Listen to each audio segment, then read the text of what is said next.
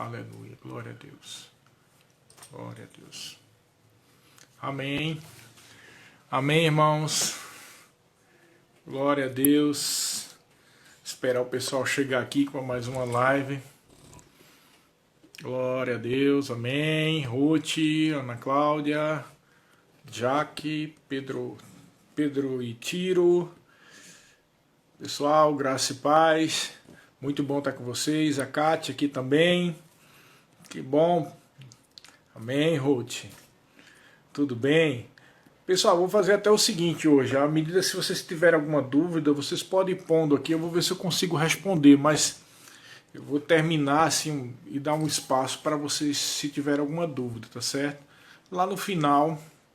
E Dona Belia, Camila. Amém, queridos. Graça e paz. Vamos dar início então a essa live, onde nós vamos tratar do que é o milênio, né? O que tanto se fala, né? O pessoal fala tanto do milênio e o que seria então o milênio. Antes de tudo, eu queria lembrar vocês sobre aquilo que nós tratamos ainda quando falamos do dispensacionalismo, em outra live, né? Algumas bases que nós devemos sempre manter em mente e no coração. Para a gente entender sobre escatologia, precisamos entender certas bases do dispensacionalismo. Uma delas é a própria existência do dispensacionalismo, que existem dispensações, né? Então a sexta dispensação é a que nós estamos agora, que é a dispensação da graça. Haverá também a sétima e última dispensação, que é a do milênio. E o que é uma dispensação? Dispensação são tempos ou eras em que Deus, o homem é provado a respeito da sua fidelidade e comunhão com Deus, e no final de em cada dispensação tem obrigações, responsabilidades, e no final dela tem prestações de contas, né? Então, qual é a nossa responsabilidade na dispensação da graça? Orar, adorar, crer e testemunhar, né? Eu falei isso quando tratamos sobre as dispensações. E o milênio também é uma dispensação. E como toda dispensação, tem responsabilidades e prestação de contas. Isso é muito importante, amém?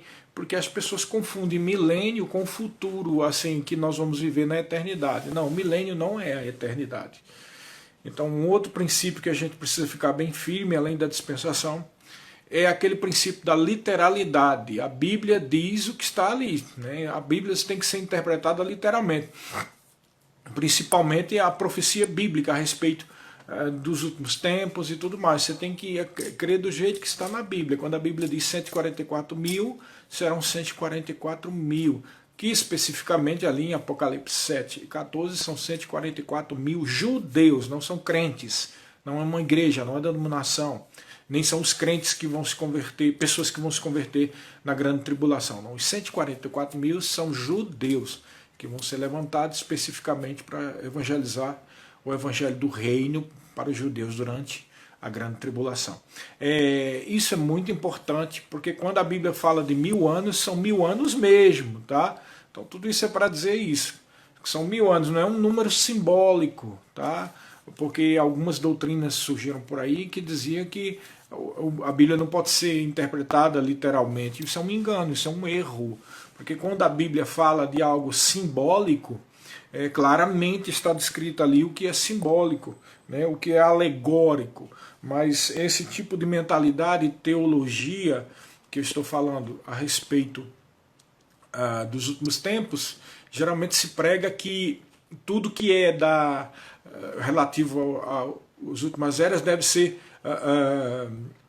interpretado de uma forma alegórica. Isso é um erro. Tem que ser interpretado de uma forma literal. Então, o texto que a gente tem como base, vamos dois textos. Primeiro, Apocalipse 5:10, 5:9, 9 e 10, tá? Que diz assim: e entoavam um novo cântico dizendo: digno és de tomar o livro e de abrir-lhe os selos, porque foste morto e com teu sangue compraste para Deus os que procedem de toda tribo, língua, povo e nação, e para o nosso Deus os constituíste reino e sacerdote, e reinarão sobre a terra. Então temos uma promessa aqui que nós, como povo de Deus, iremos reinar sobre a terra. Aí nós vemos aqui em Apocalipse, no capítulo 20, a grande descrição do milênio, né? Que mais específico do que isso não pode ser. E não só fala do milênio, como o que vai acontecer com Satanás. Aqui é bem claro. E por si só, isso aqui já é uma situação que só pode ser explicada pela existência do dispensacionalismo. Então veja só, em Apocalipse capítulo 20, a partir do versículo 1, a visão de João, ali ilha de Patmos, continua assim. Então vi descer do céu um anjo, e tinha na mão a chave do abismo e uma grande corrente. Versículo 2, ele segurou o dragão, a antiga serpente, que é o diabo, Satanás, e o prendeu por 1000 anos. Versículo 3, lançou-o no abismo, fechou-o e pôs selo sobre ele, para que não mais enganasse as nações, até que se completarem os 1000 anos. Depois disto, é necessário que ele seja solto pouco tempo. Versículo 4. Vi também tronos, e nestes sentaram-se aqueles aos quais foi dada a autoridade para julgar. Vi ainda as almas dos decapitados por causa do testemunho de Jesus, bem como por causa da palavra de Deus, tantos quantos não adoraram a besta, nem tampouco a sua imagem, e não receberam a marca na fronte e na mão, e viveram e reinaram com Cristo durante 1000 anos. Os restantes dos mortos não reviveram até que se completassem os 1000 anos. Esta é a primeira ressurreição. Bem-aventurado e santo é aquele que tem parte na primeira ressurreição. Sobre estes a segunda morte não tem autoridade. Pelo contrário, serão sacerdotes de Deus e de Cristo e reinarão com ele os 1000 anos. Quando, porém, se completarem os 1000 anos, Satanás será solto da prisão e sairá e seduzirá as nações que há nos 4 cantos da terra, Gog e Magog, a fim de reuni-las para a peleja. O número dessas é como a areia do mar. Marcharam então pela superfície da terra e sitiaram o acampamento dos santos e a cidade querida. Desceu, porém, fogo do céu e os consumiu. O diabo, o sedutor deles, foi lançado para dentro do lago de fogo e enxofre, onde já se encontram não só a besta, como também o falso profeta, e serão atormentados de dia e de noite pelos séculos dos séculos. Então a gente precisa, cronologicamente, de acordo com o tempo de tudo que a gente vem dizendo até agora, localizar isso. Esse ponto aqui que começa, Apocalipse 20, do versículo 1, é o que acontece logo depois da segunda vinda de Jesus, no final da grande tribulação. Quando termina a grande tribulação, o que acontece?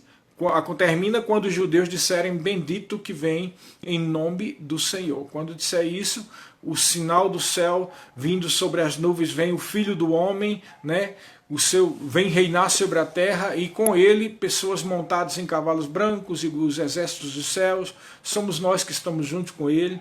E aí ele vem aqui para a terra, e o que acontece depois é que ele mata o anticristo e o falso profeta, e com o sopro da sua boca ressuscita os dois para poder serem lançados no lago de fogo, porque no lago de fogo só se vai com corpo, espírito e alma, ou seja, ressuscitado. Então os dois são ressuscitados e são lançados no lago de fogo. É por isso que aqui, quando no final, a visão de João diz que quando for lançado Satanás no lago de fogo, lá já está a besta e o falso profeta, ele está falando de que o anticristo e o seu falso profeta já estarão lá, porque já terão sido enviados desde o final da grande tribulação, ok? Então, quando termina a grande tribulação, o que acontece? Essa visão aqui do que diz no versículo 2. Um anjo pegou o dragão, Satanás, prendeu e deixou ele preso no abismo por 1000 anos, tá? O tempo que Satanás fica preso por 1000 anos é também o mesmo tempo, 1000 anos, em que nós, juntamente com Cristo, reinamos aqui nessa terra. Tá? Então, deixar bem claro, isso aqui é uma dispensação. E é por isso que é uma dispensação, por este motivo, que no final dos 1000 anos Satanás é solto. Por que Satanás precisa ser solto? Porque ele é o provador. Então, eu gosto muito desse texto porque ele prova muitas coisas, né? Eu falei do provador, ele prova. Ele prova, em primeiro lugar, que existirá o milênio, tá? Ele prova, em segundo lugar, que haverá o anticristo, o falso profeta, e o próprio Satanás, que é a trindade demoníaca, né? O dragão, o anticristo e o falso profeta. Ele prova também outra coisa. A promessa que Jesus deu que nós iríamos reinar com ele. A promessa que está aqui em Apocalipse, nesse versículo que nós lemos. Mas o que eu acho mais impressionante é que ele prova outra coisa. Ele prova aquilo que a gente na Palavra da Fé tem pregado tantas vezes, inclusive agora nesse período onde estamos com essa quarentena do Covid-19. Que é o quê? Nós sempre pregamos que tudo que é de mal vem do diabo. Não é verdade? O ladrão vem para matar, roubar e destruir, mas Jesus veio para que tenhas vida e vida em abundância. Então, mesmo que aí discutam, mas lá Jesus não estava falando de Satanás quando ele disse o ladrão, ele estava falando de outros profetas, sobre influência demoníaca, porque ele faz bem a distinção entre ele e o ladrão. Tá? O ladrão vem para matar, roubar e destruir, Satanás faz isso, mas Jesus veio para dar vida e vida em abundância. E aí nós até falamos em outras lives aqui, que o juízo de Deus sobre as nações só vai se cumprir durante o período da grande tribulação. Falamos que Deus não está julgando mais nações nesse período agora que nós estamos vivendo, que é a dispensação da graça. Os irmãos que tentam dizer que Brasil ou o mundo está debaixo de juízo, ou a igreja, ou o que quer que seja, sempre argumentam baseados em textos do Velho Testamento, quando Deus trazia juízo permitindo a operação do destruidor, e vinha pragas e vinha mortes, e até permitiu a invasão por Nabucodonosor, por os assírios e tal, e trazia juízo sobre a nação de Israel, porque os israelitas não eram filhos de Deus. Os israelitas tinham uma aliança com Deus, mas eles não eram nascidos de novo, e o Espírito Santo vinha somente sobre o profeta, o sacerdote e o rei. Então hoje é diferente, hoje nós nascemos de novo, a igreja é composta de nascidos de novo, que foram justificados, e hoje são reino e sacerdotes que irão reinar com ele durante 1000 anos. Tá? Então naquela época o trato de Deus com as nações era de um jeito, no milênio vai ser o trato, na grande tribulação vai voltar aquele trato que era na velha aliança, ou seja, juízo vai cair sobre as nações. Tá? Isso é muito importante, porque se só quem faz o mal é o diabo e Deus está tratando com misericórdia hoje, então quem traz doença é o diabo, quem traz acidente automobilístico é o diabo, quem mata pessoas é o diabo, quem traz tempestades é o diabo, quem traz terremotos, erupções vulcânicas é o diabo. Aí as pessoas podem pensar, para aí, né? Vamos parar um pouco aí, porque você pode estar pensando que eu estou sendo místico demais, exagerado. Irmãos, eu sei que existem as placas tectônicas, né, e os ventos, e a modificação atmosférica, e a pressão, e a lua também, quando está em lua cheia, quando a lua se aproxima, melhor dizendo, da Terra, ou se distancia, tudo isso aí traz alteração na crosta terrestre, que provoca também, né, os ventos, a temperatura, o aumento de temperatura também aumenta as tempestades, então tem tudo isso aí que está interligado, mas é bom que se diga que essa terra aqui está debaixo da influência da queda. A Bíblia diz lá em Romanos capítulo 8, que a própria criação, tudo que existe, geme pela expectativa da manifestação da glória dos filhos de Deus. Esse texto está claramente falando sobre o milênio. A criação está gemendo, esperando que os filhos de Deus sejam ressuscitados e que comece o milênio, para que a criação seja liberta daquilo que subjugou ela. Então, toda a criação que existe aí está debaixo de maldição. É por isso que a cobra cascavel tem veneno, tem a presa com veneno. As aranhas tem algumas que são peçonhentas, a rosa tem espinho, o leão tem sede de sangue e ataca suas presas, é carnívoro, assim como o tigre, etc, etc. Tudo isso aí é procedente do medo e de uma mutação genética decorrente da queda do homem, e a maldição veio sobre toda a terra. Tá, pessoal? Então, a terra está debaixo de maldição, e o príncipe deste mundo, conforme disse o Senhor Jesus, é Satanás. Também está escrito que o mundo jaz, a palavra jaz significa permanece. O mundo permanece no maligno. O mundo está debaixo da influência do maligno. E o mundo está debaixo de maldição. Logo, tempestades não é Deus fazendo. A maior prova disso é quando Jesus estava no lago de Genezaré com os discípulos e levantou-se uma tempestade. Eu sempre digo assim, peraí, você está achando que Deus e Jesus estão fazendo um conluio sobrenatural para enganar as pessoas? É? Pelo amor de Deus, porque se Deus é soberano e Ele está no controle de todas as coisas, como algumas pessoas dizem, então você está querendo dizer para mim que foi mais ou menos assim. Deus disse para Jesus, Jesus, eu levanto uma tempestade, tu vem, né, e dá aquela encenação, repreende aquilo mesmo que eu fiz, porque aí eu acalmo a tempestade e aí fica tudo quieto. Irmãos, quem levantou a tempestade foi quem? Foi Satanás, irmão. Do outro lado do lago de Genezaré, quem estava lá? O endemoniado gadareno. Um monte de demônio lá. Né? Porque tem gente que diz, não, Deus está no controle de tudo. Irmão, se Deus estivesse no controle de tudo, Ele forçaria você a aceitar a palavra dele incondicionalmente. Se Deus estivesse no controle de tudo, todo mundo estaria convertido e o Espírito Santo estava fluindo livremente em todos os lugares. Se Deus estivesse no controle de tudo, o mundo não estava do jeito que está. Então o diabo ele é tão, vamos dizer assim, desculpa o termo, mas tão maligno, né? É o diabo, que ele faz o mal, ele faz a guerra, a Primeira Guerra Mundial, a Segunda Guerra Mundial, as pragas, as doenças, gripe espanhola, peste bubônica, faz tudo, mata um monte de gente, porque ele vem matar, roubar e destruir. E ainda bota a culpa em Deus. E as pessoas, quando perdem algum parente, dizem, não sei por que Deus levou. Irmãos, a pessoa pode até ter nascido de novo e por conta disso vai para o céu. E com certeza, a partir do momento que se desprende do corpo, o seu espírito vai para o céu. Então Deus leva nesse sentido. Mas matar não é de Deus, não. Deus não tem prazer na morte de ninguém, como está escrito. Ele não tem prazer. Até mesmo no Velho Testamento, presta bem atenção. Quando ele permitia que viesse um juízo e havia grande mortandade, era sempre por conta das, como se diz, os termos daquela dispensação. Quando era a lei, era olho por olho, dente por dente. Quando Deus mandava que matasse um determinado povo de uma nação, é porque aquela nação ia corromper Israel, que era o único povo que tinha alguma aliança com ele.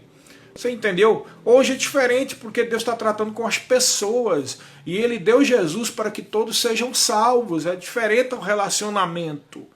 É um relacionamento com filho, de pai para filho. Amém? Então as pessoas pegam o texto do Velho Testamento para tentar confirmar a sua teologia pessoal. Tá? Então, voltando ao ponto. Quem faz o mal é o diabo. Quem traz a doença é o diabo. Mesmo quando há um juízo de Deus sobre uma pessoa que está vivendo em pecado, na verdade é uma permissão de Deus. Porque Deus não tem prazer na morte de ninguém. Tá? Quando Ananias e Safira, por causa do que fizeram de errado, foram fulminados lá, quando tentaram enganar o Espírito Santo de Deus, Deus permitiu que o demônio fizesse a sua obra e matasse, porque ele é destruidor, ele mata, rouba e destrói. Muitas pessoas, mesmo sendo filhos de Deus, vivem debaixo de grande jugo de doenças, porque a doença é fruto do pecado e a gente só pode se libertar desse tipo de atitude se tiver a revelação da palavra e agir em fé. De outra forma, a gente encontraria, por exemplo, nos evangelhos, algumas pessoas que, quando viesse até Jesus, Jesus poderia dizer assim, não, eu não vou te curar, porque não é da vontade de Deus. Não, a Bíblia diz, lá em Mateus capítulo 8, versículo 16, que muitos endemoniados e doentes vieram até Jesus e ele curou a todos e expulsou a todos os demônios para que se cumprisse que fora dito por intermédio do profeta Isaías, ele levou sobre si as nossas enfermidades. Está na própria Bíblia, irmãos. Você pode dizer, mas havia muitos doentes em Israel e ele não curou a todos. Ele curou a todos que foram até ele. Quem não foi curado. Então Jesus sempre exigiu fé. Amém? E é isso que tem a ver com o milênio. Esse texto prova categoricamente, esse texto de Apocalipse 20, que quando o diabo é preso por 1000 anos, o que é que acontece? O milênio. E o que é o milênio, irmão? Agora vamos tratar do milênio em si. O milênio é a retirada de toda a maldição sobre a terra. Há profecias do milênio lá no Velho Testamento, em Isaías, estou lembrando alguma aqui de Isaías, e há textos que falam que o leão vai pastar junto com o cordeiro. Que a criancinha de peito vai botar a mão dentro do buraco da cobra lá, da jararaca que for, E ela vai pegar a cobra não vai morder ela. Por quê, irmãos? Porque o medo é retirado, a maldição é retirada. E a consequência genética, que foi a mutação na criação, como eu disse aqui, rosas têm espinho, por quê? Por que uma rosa ela cresce com espinho? Porque houve uma mutação genética. A rosa tem o espinho para se proteger. Tá? A Bíblia diz lá no livro de Gênesis que por causa do pecado de Adão, a terra ia produzir cardos e abrolhos. O que são cardos e abrolhos? Espinhos. Tá? O espinho é a proteção da planta. A peçonha, o veneno da cobra é a proteção dela. As garras do tigre e do leão é a proteção dele. É a arma que ele tem. Ok? Tudo que você for ver de animal que mata, ou que planta que mata, ou que até mesmo as camuflagens, animais que se camuflam nas árvores, né? Tem determinadas borboletinhas que você não sabe se é uma árvore ou se é ela, porque ela se camufla tão bem. Tudo isso é forma de proteção. Agora pensa bem por um pouco, irmãos. Por que alguém precisa de proteção? Por que a criação precisa de proteção? A criação precisa de proteção porque ela está com medo. Pessoas que têm medo de ladrão, o que é que eles fazem? Enche a casa de segurança. Põe cerca elétrica, põe alarme, põe tudo. Por causa de quê? Do medo. O medo de se tornar inseguro. De ser aberto a qualquer coisa, a qualquer ataque, a qualquer roubo, a qualquer ladrão.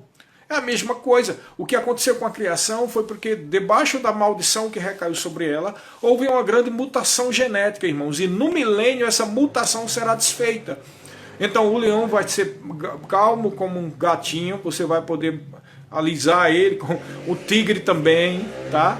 A cobra vai perder o veneno, não vai ficar irritadiça e atacar as pessoas, tá?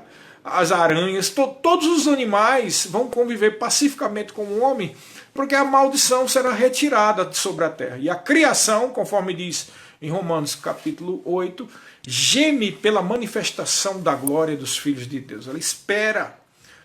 E Paulo chega ao ponto de dizer que até nós, né, que somos filhos de Deus, estamos ansiosos por isso. Então está claro ali que ele está falando de algo futuro, porque se nós nascemos de novo, nós já temos direito à parte que nos cabe, não só do céu, mas também de comunhão com Deus e do fluir da sua própria glória e da unção do Espírito Santo. Então ali não está falando de uma glória em manifestação do Espírito Santo sobre nós, ali está falando de uma glória futura, uma glória que vai afetar a criação e fazer ela retornar ao princípio de todas as coisas na época de Adão e Eva. Amém, queridos?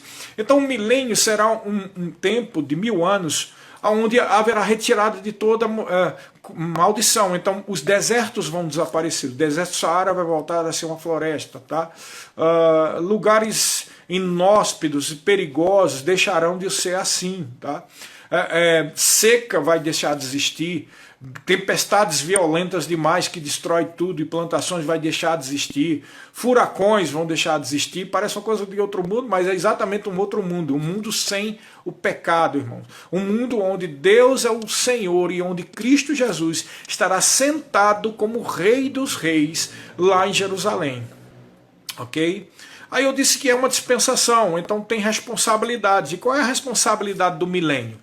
Fidelidade a Jesus. Você pode estar pensando, é muito fácil, né? Sem tudo bom demais aqui, tudo prosperando, sem doenças, e outra coisa, não terá doenças mais, né? Sem doenças, por quê? Porque é a doença do diabo. Então, daqui a pouco eu volto para esse ponto aqui, tá?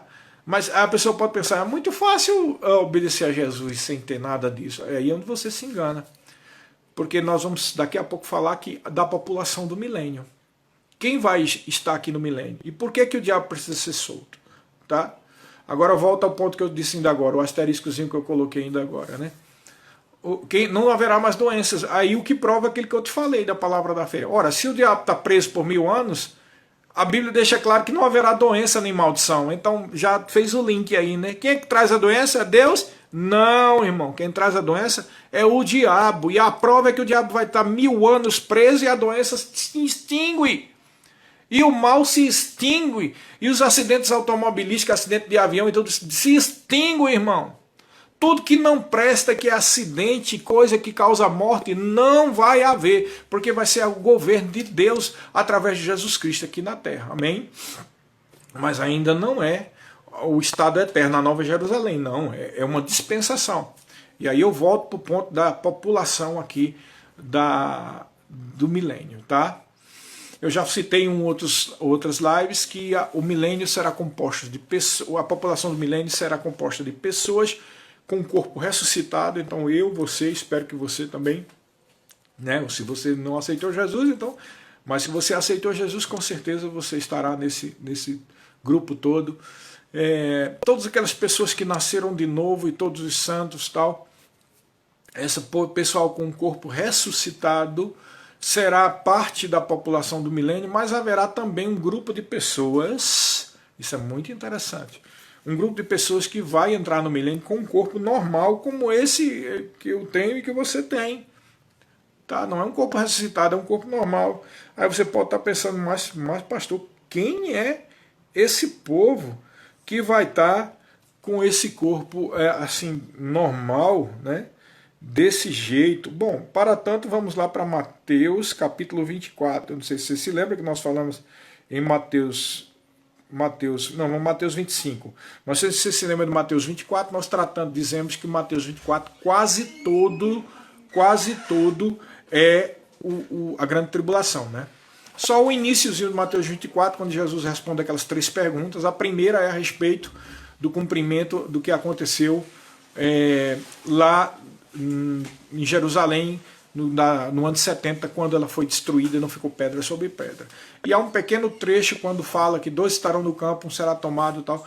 E assim como foi nos dias de Noé, que se davam um casamento e tal, aqui dali pequeno trecho está falando do nosso arrebatamento, mas quase todo Mateus 24 é a respeito do período da grande tribulação. Mas quando chega, você vai seguindo cronologicamente, quando chega no capítulo 25, versículo 1, aí vai ser uma surpresa para muitos de vocês, né? Ele começa a tratar dos juízos preparatórios, veja bem isso aqui, juízos preparatórios para o começo do milênio. Porque apesar de todas as coisas ruins que vão acontecer na grande tribulação, pragas, pestes, doenças, terremotos, pedras de 40 quilos caindo do céu como chuva, matando um monte de gente, fora a mortandade que o anticristo vai causar no meio da igreja não, dos que nasceram de novo, e também no meio dos judeus, né? Muita gente morre e tal, e depois tem aquela morte final quando Jesus volta e os exércitos do anticristo são mortos, e muita gente, milhões de pessoas morrem. Um cálculo aproximado, eu sempre faço bem rebusco, vamos dizer assim, bem grosseira, desculpa, rebuscado não, mas grosseira, esse cálculo, né? Nós devemos ter o que? Cerca de 7 bilhões de habitantes no mundo. Vamos supor que de 1 bilhão, para ser bem otimista, né? Porque dizem que há 2 bilhões de cristãos no mundo. Vamos supor que os 2 milhões vai, que eu acredito que não vai dar menos de 1 bilhão, mas vamos lá, uns 2 bilhões de cristãos. Então, sobra o quê? 5 bilhões de pessoas, tá? Desses 5 bilhões, tem alguns que vão se converter, né? Tal, mas morre muita gente durante a grande tribulação.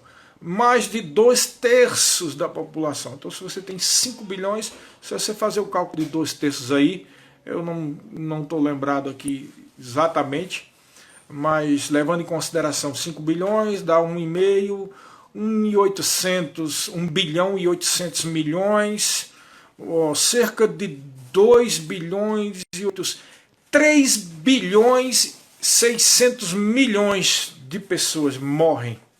Por aí, 2/3. Então, aí sobra o quê? 1 bilhão e alguma coisa, que escapou vivo, depois de todos os juízos. Uma média próxima, bem grosseira, tá? Só para a gente ter uma ideia, mais ou menos. Mas só, pessoal, que esse povo todo que está vivo, poucos são salvos.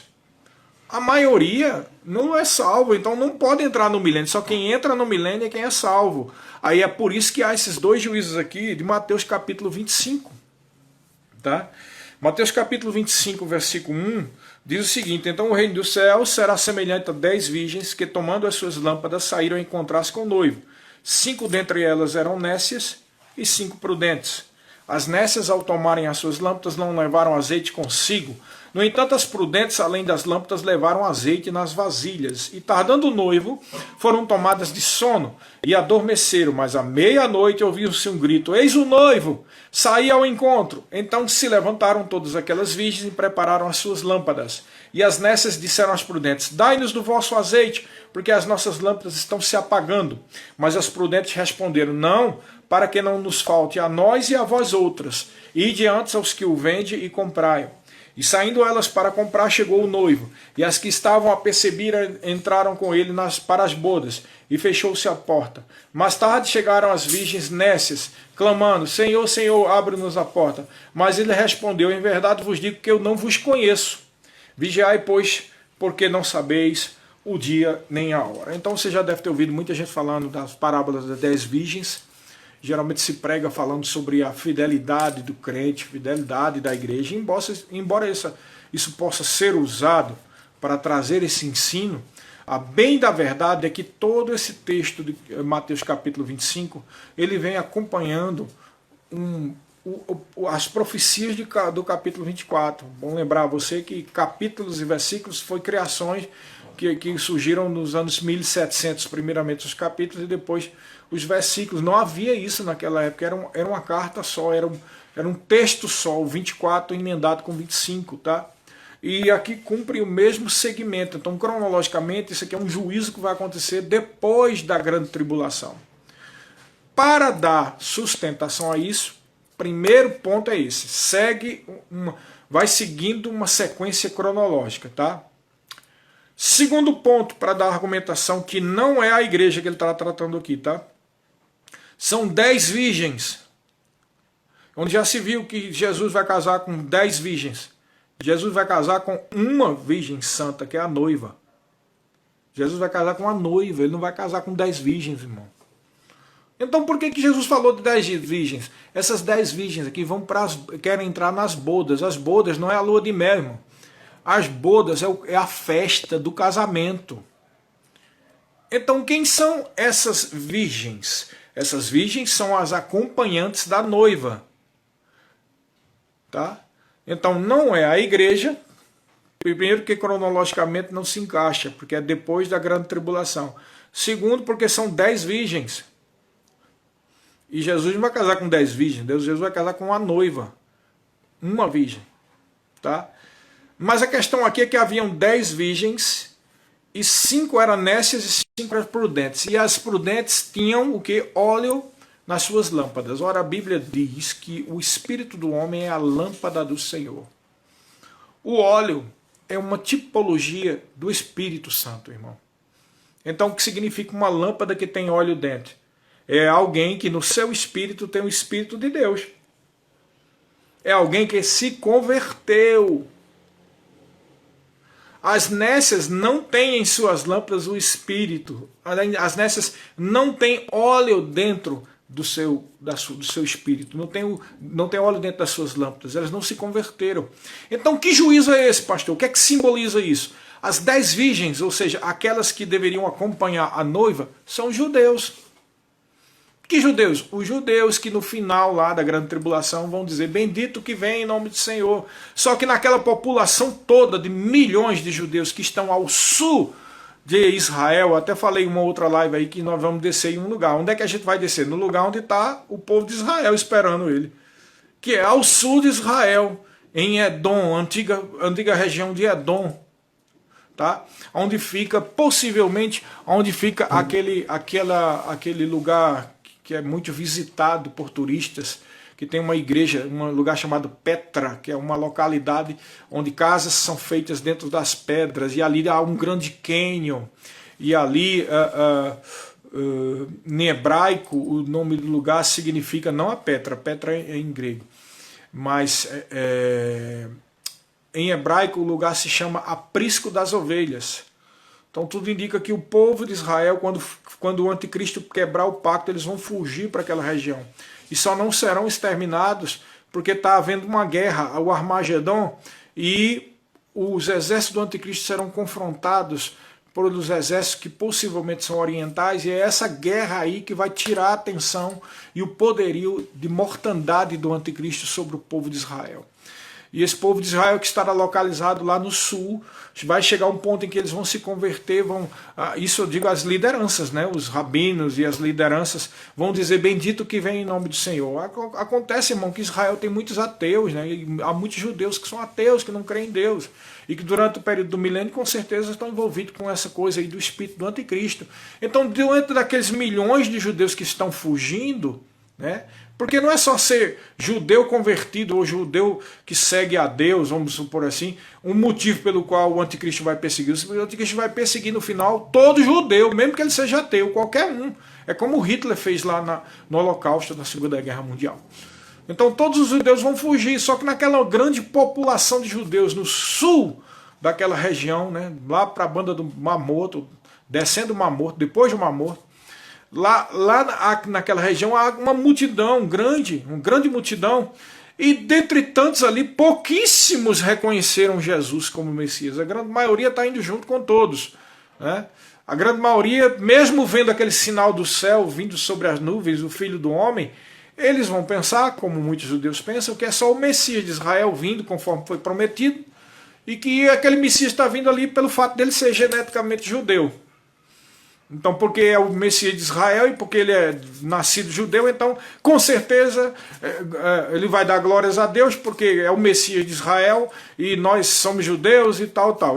Não vai haver, até esse momento, um reconhecimento de muitos de que Jesus veio como Salvador em primeiro lugar e que eles não aceitaram. E que os cristãos que estão seguindo a Jesus estão seguindo o Messias. Então, poucos vão reconhecer isso. É por isso que significa as virgens 5 nécias e 5 prudentes. As 5 prudentes são pessoas israelitas e judeus que naquele momento aceitarão Jesus como Messias e reconhecerão que ele veio primeiramente, mas o seu povo, os seus, não o receberam. Lá em Zacarias fala que eles vão plantear como um filho que tivesse morrido. Então significa um reconhecimento que eles mataram o Messias e agora estão arrependidos e agora reconhecem que Jesus, o mesmo que veio antes, é o Messias deles. Se não houver esse tipo de reconhecimento, não há conversão verdadeira. Então as nécias, tá, são as pessoas, os judeus que não aceitaram Jesus como o Salvador, não só como o Messias de Israel, mas como Salvador e como ele libertador dos seus pecados. É isso que é importante, porque se a pessoa ficar pensando somente que Jesus é o Messias profetizado de Israel e pelo fato dele ser geneticamente judeu, ele tem direito ao Messias, então ele não se converteu, ele só se converte quando ele reconhece e renuncia a sua vida de pecado e se envergonha de, durante o período da grande tribulação, não ter crido em Jesus, quando os 144 mil pregaram, quando 144 mil morreram, perderam a vida com o anticristo, que era o Messias, que eles pensavam que era o Messias de Israel, estava matando esse povo. Você está entendendo? Tem que se converter ao Jesus que nós cremos. Não é só o Messias de Israel que virá no final e todo olho verá. Você está entendendo bem isso? Qual é a diferença? Então precisa haver uma conversão verdadeira. Até porque, irmão, para que o óleo do Espírito habite dentro da lâmpada, que é o Espírito de alguém, tem que ser retirado o velho homem, tem que ser retirado a velha natureza, logo tem que ser reconhecidos os pecados, né? Tem que reconhecer o sacrifício de Jesus na cruz e o derramamento do seu sangue como pagamento de remissão de pecados. Só assim a lâmpada vai poder ter o óleo do Espírito. Então esse julgamento das 10 virgens, 5 nécias e 5 prudentes, é uma tipologia do julgamento de Israel para saber daqueles judeus quem é que vai entrar no milênio, porque só entra no milênio salvo. Eu não estou nem falando de nós que já estamos ressuscitados, eu estou falando dos que vão escapar vivos na grande tribulação. Dentre os judeus haverá esse primeiro julgamento, presta bem, primeiro julgamento, que é o primeiro julgamento, está logo no início do capítulo 25 de Mateus, que é o evangelho que nós dizemos em outra live, um evangelho específico para os judeus. Eu digo específico para os judeus, não estou falando que não serve para a igreja, pelo contrário, serve demais, mas que com certeza é o evangelho que explica para os judeus Jesus sendo o Messias dele e o Salvador deles. Ok? Então, esse primeiro julgamento é o julgamento dos judeus, as virgens nécias e prudentes. Mas se você for seguindo no capítulo 25, ele não para por aí. Ele fala dos talentos, que é um julgamento especial sobre a atitude de coração de cada um. Mas quando chega no versículo 31, é outra revelação para você que talvez muitos de vocês não saibam. Ele fala, a partir daqui, aquele famoso texto dos bodes e das ovelhas, quando ele diz: eu tive fome, não me deste de comer, tive sede, não me deste de beber. Veja, eu estou dizendo que tudo isso aqui segue uma sequência cronológica, irmão. Primeiro, quando termina a grande tribulação, primeiro ele julga quem é salvo dentre os judeus que clamaram: bendito que vem em nome do Senhor. Agora tem um outro julgamento que não é para os judeus, presta atenção. Versículo 31. Mateus 25, 31. Quando vier o Filho do Homem na sua majestade e todos os anjos com ele, então se assentará no trono da sua glória e todas as nações, aqui é a chave.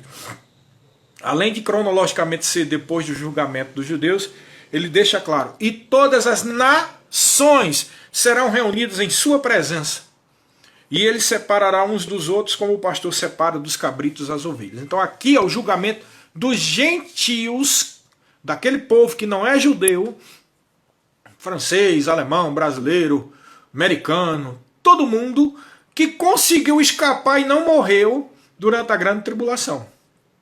E qual é a base do julgamento? O que ele diz aqui. Presta atenção. E porá, 33, e porá as ovelhas à sua direita e os cabritos à sua esquerda. Então dirá o rei ao que estiverem à sua direita: vinde, bendito do meu Pai, entrai na posse do reino que vos está preparado desde a fundação do mundo. Porque tive fome e me deste de comer. Tive sede e me deste de beber. Era forasteiro e me hospedasse. Estava nu e me vestisse, enfermo e me visitasse, preso e foste me ver, preso e foste me ver.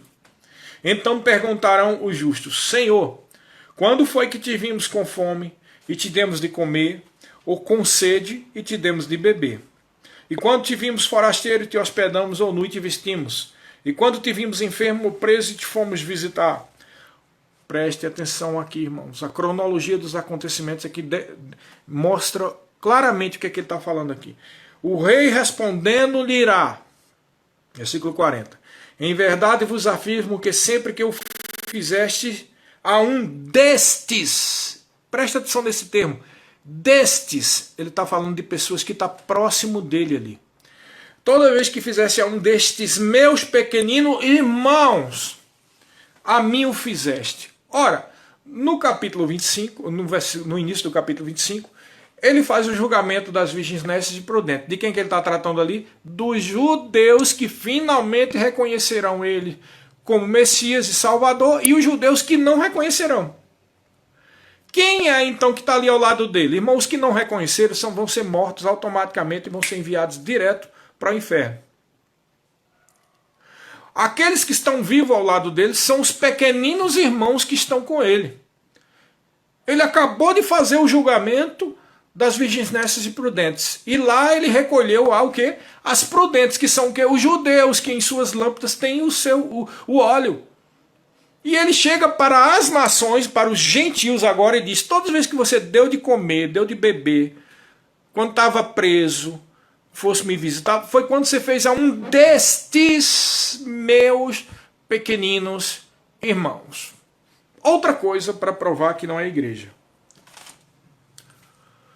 A igreja é salva pela confissão de Jesus como Senhor e Salvador da sua vida.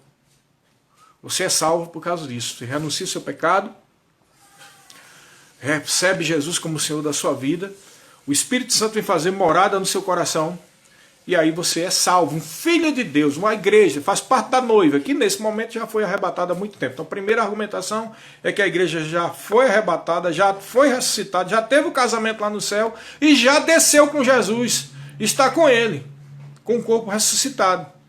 Ok? Mas aqui ele está falando de outra coisa, ele está falando de uma suposta salvação, presta atenção, baseada em obras, irmãos. Então, segunda argumentação, se é pregado para nós um evangelho E nesse evangelho, a prerrogativa, que você, aliás, a exigência é que você reconheça Jesus como Senhor da sua vida, e através de Jesus você será salvo, e a confissão de Jesus como Senhor da sua vida.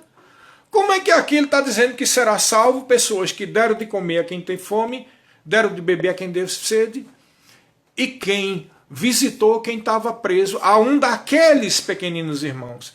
Eu falei aqui em um outro live, eu não tratei ainda a grande tribulação, mas citei algumas coisas, que a grande tribulação é composta de primeiros 3 anos e meio, que é o princípio das dores, e os últimos 3 anos e meio, que é a grande tribulação, quando as taças da ira de Deus é derramada. Mas há uma coisa interessante, no meio da grande tribulação, o anticristo quebra o pacto com Israel e começa a perseguir e a matar os judeus. Todos os judeus, como Hitler fez na Europa. Perseguir, botar em campo de concentração, matar, torturar, fazer tudo isso. Tá? Então veja, gente com fome, gente com sede, gente presa, e o que é pior, se alguém for denunciado como alguém que está ajudando esse povo, assim como aconteceu com Hitler, a Alemanha naquela época, será denunciado como um ajudante dos judeus, como um ajudante daquela raça que não presta, aquilo tudo que eles falavam naquela época da Segunda Guerra Mundial. Você entendeu? Pessoas com risco da sua própria vida vão ajudar os judeus que estarão sendo perseguidos nos últimos 3 anos da grande tribulação. Pessoas vão dar comida, vão dar... Agora pensa bem, como é que alguém vai ajudar os judeus durante o período da grande tribulação? Só pode essa pessoa ter reconhecido que aquele povo é um povo de Deus. Não porque nasceram de novo, mas que tinham uma aliança com Deus. Você entendeu qual é a diferenciação? Então é o único momento e o único lugar na Bíblia Sagrada, na Nova Aliança, né, que não é mais nem aqui Nova Aliança, tá? Aqui já é algo que acontece, um julgamento que acontece depois da grande tribulação, quando a igreja não está mais nem aqui. Ok? Então Jesus, tudo bem, morreu, ressuscitou, está vindo ali, mas ele agora vem como juiz e para julgar aqueles que escaparam vivos da grande tribulação. Os judeus, as virgens nécias e prudentes. As nécias vão para o inferno, as prudentes são os pequeninos irmãos que estão com ele. E aqui está separando os bodes das ovelhas, aqueles que arriscaram a sua própria vida para auxiliar judeus e aqueles que não. Bom, pela própria lógica já pode imaginar que deve ser ali um punhadinho de ovelha do lado direito e milhões de bodes na esquerda, né? Já dá para ver que quantas pessoas teriam coragem de fazer uma coisa dessa, né? Você já vê que se sobrou 1 bilhão e 800 milhões... Você vai ter aí uns 30, 40, 50, 60 milhões de judeus, aí tem as virgens nécias e prudentes, então você pode ter uma ideia que vai ter 1 bilhão e 700 milhões de pessoas, dentre os quais uns são ovelhas e outros são bodes. Meu irmão, vai ser muito pouco ovelha para uma multidão como a areia do mar de bodes, não é verdade? Então aqui você já vê. Aí ele continua dizendo, em 41, então o rei dirá aos que estiverem à sua esquerda, apartai-vos de mim, malditos, para o fogo eterno, preparado para o diabo e seus anjos. Porque tive fome e não me deste de comer, tive sede e não me deste de beber, sendo forasteiro não me hospedaste, estando nu não me vestisse, achando-se enfermo e preso não me foste ver. E eles lhe perguntarão, Senhor, quando foi que te vimos com fome, com sede, forasteiro, nu, enfermo ou preso e não assistimos? Então lhe responderá, em verdade te digo, que sempre que os deixasse de fazer um destes meus pequenestes, bem ali localizado, irmãos, a mim me deixasse de fazer. Irão estes para o castigo eterno, porém os justos para a vida eterna. Então, aqui está a grande diferença. O julgamento das virgens nécias e prudentes é o julgamento dos judeus vivos que escaparam para ver quem é que pode entrar no milênio e aqueles que vão para o inferno. Aqui os bodes e as ovelhas é para pegar os bodes, né? E provar para eles que eles não foram dignos e eles vão para o inferno. E as ovelhas são aqueles gentios que arriscaram a sua própria vida para dar de comer, para ajudar os judeus perseguidos nos últimos 3 anos e meio da grande tribulação. Já dá para ter uma ideia que é muito pouca gente, né? Muito pouca gente. Um mundo inteiro com um pouquinho de gente. Um espaço, e tem mais, um mundo sem guerras, sem doenças, com os animais tudo mansinho, calminho, sem desertos, sem tempestades, sem furacão, tudo fértil, tudo abundante, sem doença, com um pouquinho de gente. Sabe por que isso é importante e é necessário? Porque serão 1000 anos nessa situação, irmão. E tem um mundão aí com 1000 anos, mas com pessoas que entrarão sem morrer. Até uma promessa que diz também aqui na Bíblia, depois eu digo o texto para você, que diz que a pessoa que morre com 1000 anos será, com centenas de anos, morrerá como uma criança, como jovem. Por quê? Porque não tem doença, não tem diabo, não tem acidente, o que prova que a gente vem pregando há tanto tempo. Se o diabo é uma progressão geométrica, não é aritmétrica, mas geométrica. Se você tem um tantinho de gente e 1000 anos para esse povo se dar em casamento e ter filho, você já imaginou? Vai voltar como naquela época de Matusalém, né? Naquela época de Adão e Eva. Ou seja, um casal vai ter o quê? 300 filhos, né? 100 filhos, 200 filhos. Por quê? Tem comida para todo mundo, tem provisão para todo mundo, tem como sustentar todo mundo, tem proteção sobre todo mundo, e não tem o diabo nem para atormentar, nem para trazer doença, nem dor de qualidade alguma. Aí é onde vê a necessidade do diabo ser solto. Porque, irmãos, no final dos 1000 anos, a Bíblia diz, naquele texto, né, que nós falamos de Apocalipse capítulo 20, Apocalipse 20, diz, né, quando o diabo for solto, né? Quando, porém, se completarem os 1000 anos, 27. Apocalipse 27. Quando, porém, se completarem os 1000 anos, Satanás será solto da sua prisão e sairá a seduzir as nações que há nos 4 cantos da terra, Gog e Magog, a fim de reuni-las para a peleja. Olha só, o número dessas é como a areia do mar. Ou seja, aquele pouquinho de gente que começa no milênio, agora já tem milhares de pessoas. E aí você fica pensando, mas peraí, pastor, não houve o julgamento das virgens nécias e prudentes para entrar só quem é salvo? Não houve o julgamento dos bodes e das ovelhas para entrar só quem fez o bem? Como é que agora tem milhares junto com Satanás? Irmãos, lembra da dispensação que eu disse? Essa dispensação tem uma responsabilidade. Qual é a responsabilidade? Fidelidade ao Rei dos Reis. E até quando a gente diz assim, você deve estar pensando que é fácil. Irmão, é fácil para mim e para você. Ou para qualquer pessoa que entrar salvo, como as virgens prudentes ou as ovelhas naquele julgamento.